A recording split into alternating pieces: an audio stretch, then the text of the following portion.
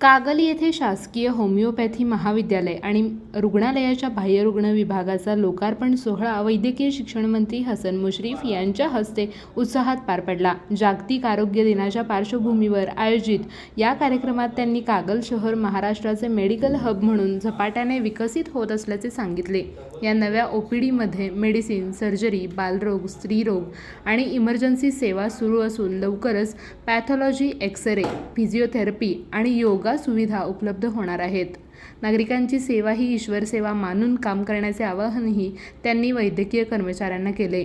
यावेळी त्यांनी कोल्हापुरातील CPR रुग्णालयाच्या 200 कोटी रुपयांच्या आधुनिकीकरणाचा उल्लेख करत शेंडा पार्क येथे उभारण्यात येणाऱ्या राजर्षी छत्रपती शाहू महाराज वैद्यकीय नगरीचा प्रकल्प 2 वर्षात पूर्ण होईल असे सांगितले।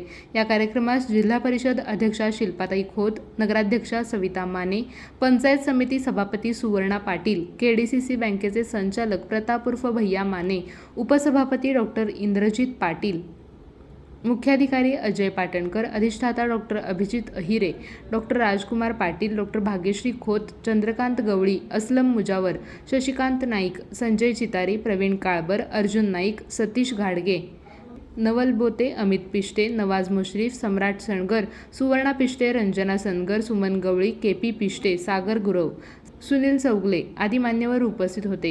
कार्यक्रमाचे स्वागत डॉक्टर रोझारियो डिसोजा यांनी केले। प्रास्ताविक डॉक्टर अभिजित अहिरे यांनी तर आभार स्वप्नाली बावरे यांनी मांडले।